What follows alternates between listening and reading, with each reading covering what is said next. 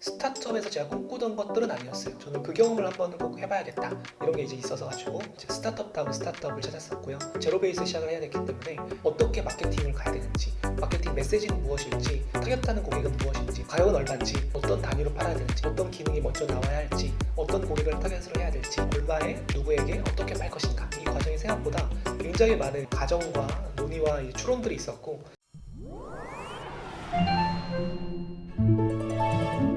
안녕하세요.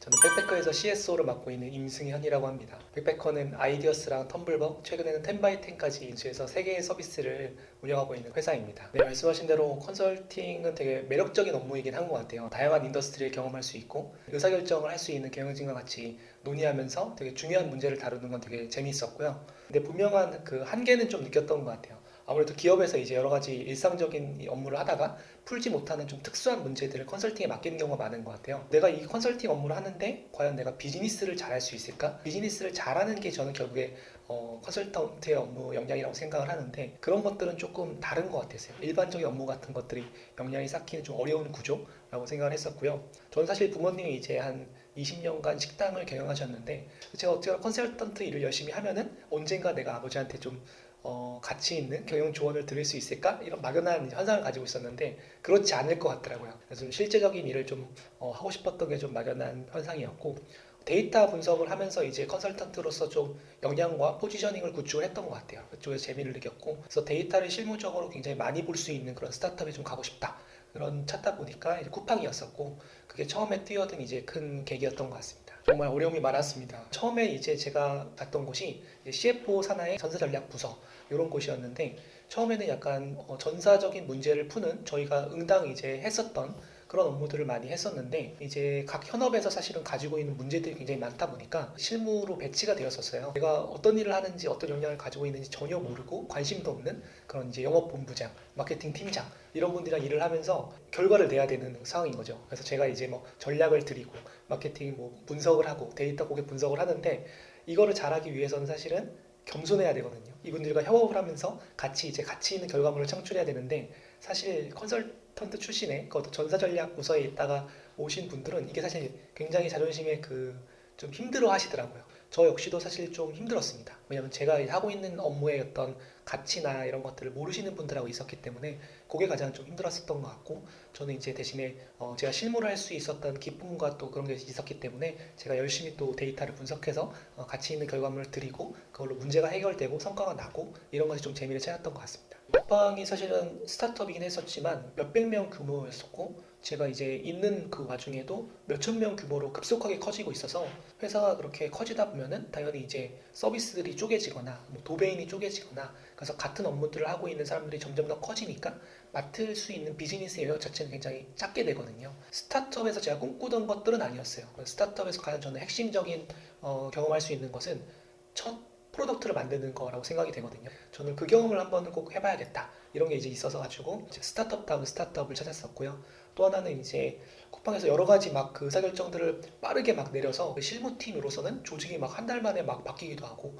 하던 업무가 바뀌고 뭐 직무가 막 바뀌기도 하고, 이런 과정들 사실 스트레스도 많이 받았었고, 그리고 제가 경영진의 어떤 의사결정들 중에서 동의되지 않는 부분들도 많았었고, 제가 의사결정을 직접 내릴 수 있는 규모에 좀 가면 좋겠다, 이런 생각으로 좀 이직을 했습니다. 저는 사실 커머스라기보다는 플랫폼, 이제 유저와 어떤 크리에이터면 크리에이터, 셀러면 셀러면 이런 플랫폼을 이어주는 그런 서비스가 되게 굉장히 매력적이었었고요. 그런 측면에서 교육도 그 중에 하나라고 생각이 되었고, 교육이란 플랫폼 중에서 가장 중요했던 것은 이제 인공지능 기술을 굉장히 첨단 기술로 받아들여서 교육 시대 인더스트리 혁신하는 이런 것들에 좀 많이 매력을 느꼈습니다. 그리고 말씀드린 것처럼 프로덕트를 처음으로 만드는 과정이 되게 중요했었는데, 이제 꽤 건실한 무료 프로덕트가 있었어요. 사다투이라고 하는 그 당시에 무료 프로덕트가 있어서 마치 이제 유료를 막 전환하려고 하는 시점인데, 제가 보기에는 이거는 유료화 되기에는 좀 부족한 이제 그런 프로덕트여서 실체는 있고 어느 정도 고객을 확보했는데, 어떤 피처들을 개발을 해서 훨씬 더 멋지게 냈을 때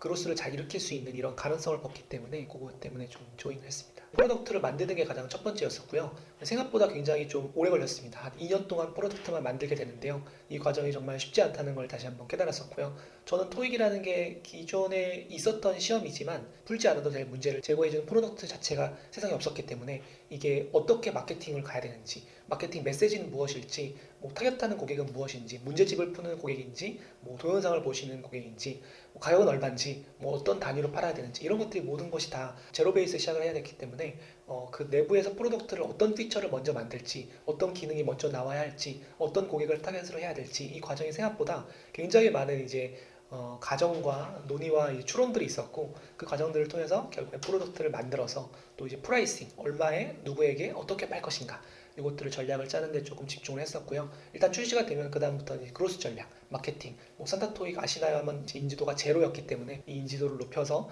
유저들이 우리를 선택할 수 있게 만드는 거 그리고 리텐션을 높이는 그런 어떤 프로덕트의 개선들 이런 과정들을 좀 집중해서 했습니다. 결국 사람과 리더십이었던 것 같아요. 이제 저도 그렇게 나이가 많은 나이가 아니었었고 첫 회사가 아무래도 이제 프로페셔널 펌이다 보니까 굉장히 기준이 좀 높았었고 좀 날카로웠던 것 같아요. 업무나 이런 거에 대해서 제가 생각한 기준을 맞추지 못하면 굉장히 좀 harsh하게 좀 밀어붙였던 것 같아요. 지금 생각해보면 굉장히 열정이 있고 잠재력도 있었던 분들에게 너무나 이제 끌고 가기보다는 좀 기준을 세우고 가혹하게 해서 한 반 정도는 저랑 같이 가지 못했던 것 같아요. 물론 그 이후에 이제 그 과정을 거치면서 정말 리더십, 관계, 어떤 사람들 간의 어떤 공감, 협업 이런 것들이 너무 중요하다는 걸 깨닫고 많이 이제 변했지만 여전히 그때 기억을 떠올리면 좀 아픈 순간들이 많이 있는 것 같습니다.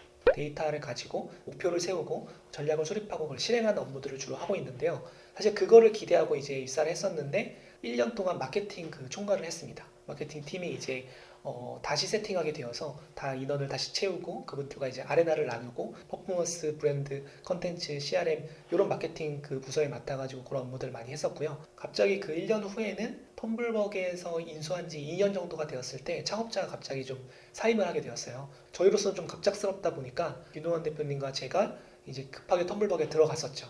그래서 텀블벅을 재건하는 것이 이제 한 2년 정도 걸렸던 것 같습니다. 텀블벅이 상당히 오랫동안 좀 정체기가 있었는데 다행히 동환님과 잘 들어가서 이제 한 마음으로 팀을 좀 다시 만들고 미션을 세우고 전략을 세우고 이렇게 해서 지금 2배, 3배 이상의 성장을 좀 이뤄냈고요.